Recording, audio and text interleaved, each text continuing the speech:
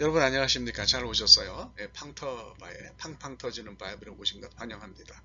오늘은 39번째 시리즈 세 번째 시간이 되겠습니다.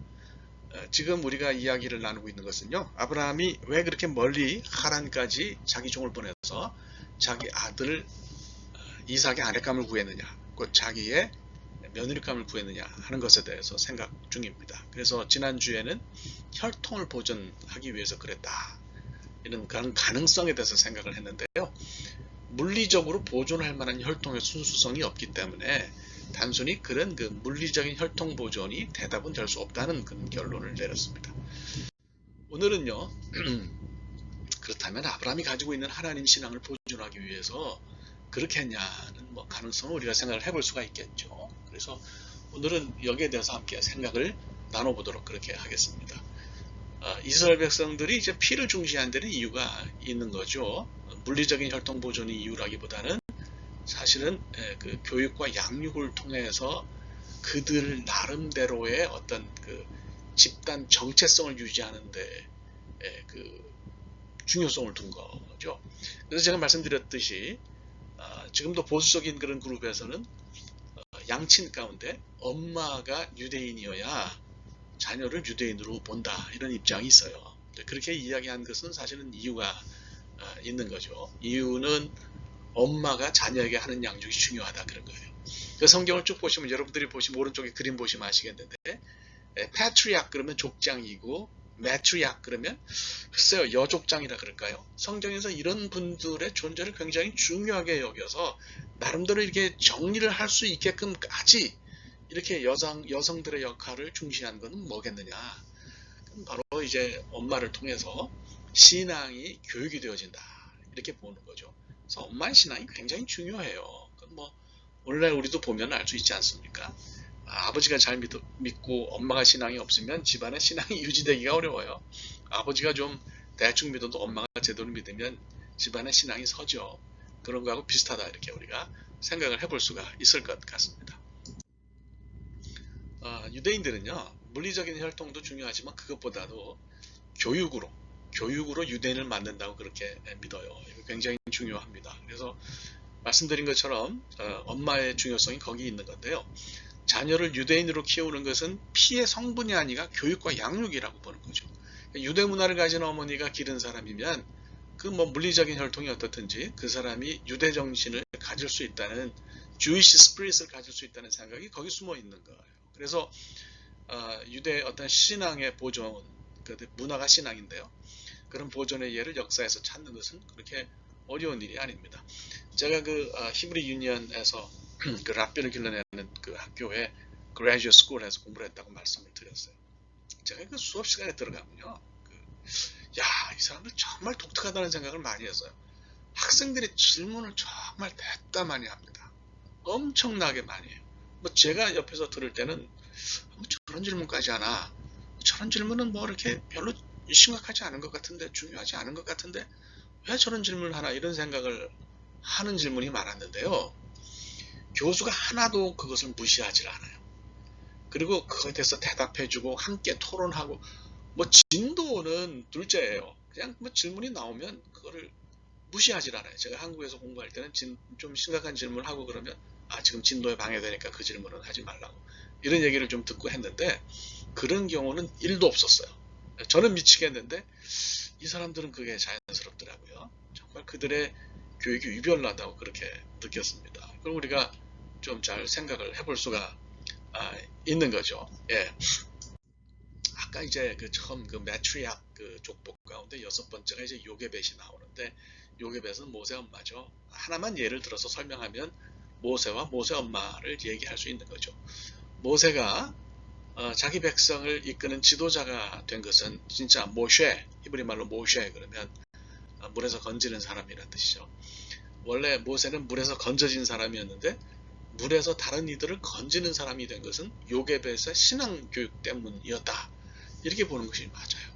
그러니까 친모이면서 양모로 들어가서 아마도 그 유대 정신을 주입하지 않았겠어요. 그래서 유대 전승에서는 그 요게벳이 모세에게 여쿠티엘이라는 이름을 지어줬다 이렇게 생각하죠.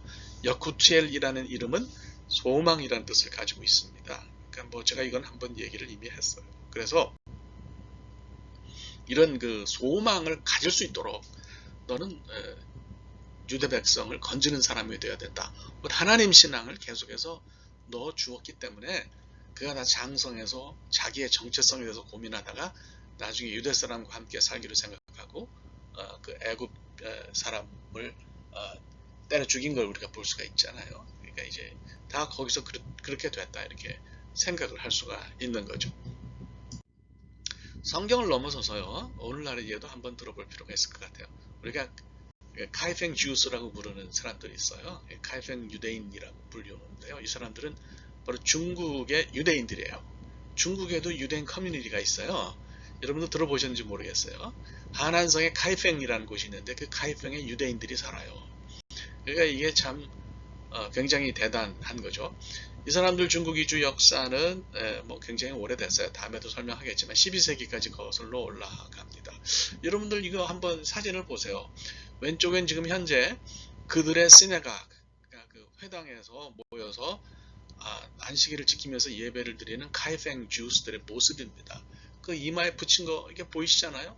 머리에 쓴 키파 보이시잖아요? 그러니까 저 정도로 또 팔에 이거 테이프 감은 것도 저게 이제 말씀 거기 쓰여져 있죠. 저 모습은요, 저렇게 하는 모습은 제가 히브리 유니언에서 그 사람들 매일 그 채플 하는데 예배 드릴 때 들어가면 거기 신학생들이 저렇게 하고 있어요. 랍비가 될 신학생들. 그런 모습을 중국 사람들에게서 본다는 거죠. 대단한 거죠. 그 카이팽 주들 가운데 이제 이스라엘로 넘어와서 사는 사람들 모습이 오른쪽에 있는 사진 모습이에요. 이 사람들은 동양 얼굴을 하고 있잖아요. 에이시안 페이스를 갖고 있는데 이 사람들이 그렇죠. 굉장하죠. 저도 이 사람들 제 시나고그 예배에 친구들이 있으니까 참석을 하면요. 저보고 물어봐요. Are you a Jew? 그럽니다. 저를 보고 유대인이냐 그래요. 그래서 with this face? 제가 그렇게 물어보면 이 얼굴로 이 아시아 사람 얼굴로 네가 나한테 그런 질문이 나오냐 이렇게 물어보면 It doesn't matter 그럽니다. 그게 무슨 상관이냐. 신앙이 중요한 거지 그렇게 얘기를 해요. 그러니까 이게 참 대단해요. 그래서 아직도 이 유대인들이 중국에 건너가서 중국 사람들하고 결혼해서 피가 많이 섞이고 물리적인 피가 섞이고 얼굴은 에이시안 페이스를 가지고 있지만 그 교육을 통해서 그들이 유대인으로 남아있는 거예요. 그러니까 그 유대교인들이 볼 때 그들과 동질한 신앙을 가지고 있다 그러면 동족으로 여기는 거죠. 이런 걸 우리가 여기서 볼 수가 있어요. 말씀드린 것처럼 유대인들이 중국으로 이주하기 시작한 것은 12세기 일인데요. 지금 이제 이 사람들의 그 시네가그에 남아있는 토라가 있어요. 여러분들 그 이제 시네가그에 들어가 보시면 맨 뒤에 토라 박스가 있어요. 그래서 그 토라 박스에 이 사람들이 매주일 읽는 토요일마다 읽는 그 토라 두루마리가 있거든요. 그러면 이제 앞부분에 이제 그 사람들이 예배 인도를 그 랍비가 하는 게 아니고요. 그 찬양 인도자가 합니다. 기타를 들고 주로 해요. 왜냐하면 피아노나 올간 같은 거는 그 크리스천적인 거라고 그래가지고 기타가 이 사람들의 그 하프하고 비파하고 제일 비슷하다고 그래서 그걸 쓰면서 노래를 해요. 노래를 하고 그러면 이제 그 토라를 읽을 토라 낭독 시간이 있거든요. 그건 뭐 전통적으로 바빌론 포로 때부터 회당 예배에서 시작이 된 건데 그러니까 토라를 3년에 한 번 읽게 한다든지 또 1년에 한 번 읽게 한다든지 다 이렇게 나눠놨어요. 렉셔너리가 있는 거죠.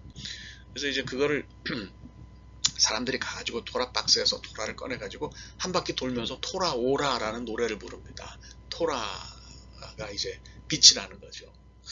플라잉 키스를 하고 뭐 난리를 치는데 17세기 토라 사본이 남아있는데 굉장히 아주 정확해요. 그래서 이걸 참 보면서 놀랍죠. 그러니까 이 사람들이 얼마나 그 문화적인 정체성을 중요하게 생각하냐 하는 것을 볼 수가 있고 이들의 정체성이 문화와 신앙에 있다 이렇게 볼 수 있어요. 문화가 신앙이니까요. 그래서 결국 아브라함의 이런 시도는 신앙을 보존하려는 것과 연결되는 게 아니냐 이런 질문을 우리가 가지게 되는 거죠. 그래서 그 하나님 이제 그러기 위해서 보낸 거 아니냐 신앙 때문에 보낸 거 아니냐 그런데 이런 주장도 사실은 좀 군색합니다. 왜냐하면 하란은 아시다시피 신앙적으로 뭘 얻을 수 있는 것이 아니었잖아요. 아브라함의 친척들은 다 이방 종교를 믿는 사람이고 달신인 신을 숭배하는 사람들이에요. 제가 말씀드렸어요. 그래서 달신을 하도 극성맞게 섬기니까 하나님이 아브라함에게 내 본토 친척 아비집을 떠나라고 그렇게까지 얘기하셨잖아요. 데라일가가 우르에서 하란으로 옮긴 것도 달신 숭배 때문이었어요.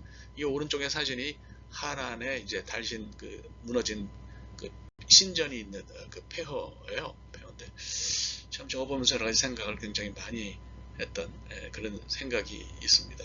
하여튼 하란의 문화는 굉장히 좀 뭐라 그럴까 이방 문화였죠. 그걸 우리가 여기서 알 수가 있는 거죠. 특별히 이제 우리가 그 리브카의 오라비 라반을 볼 수 있는데 라반이 집안의 수호신으로 드라빔, 테라핌을 섬기던 사람이었어요.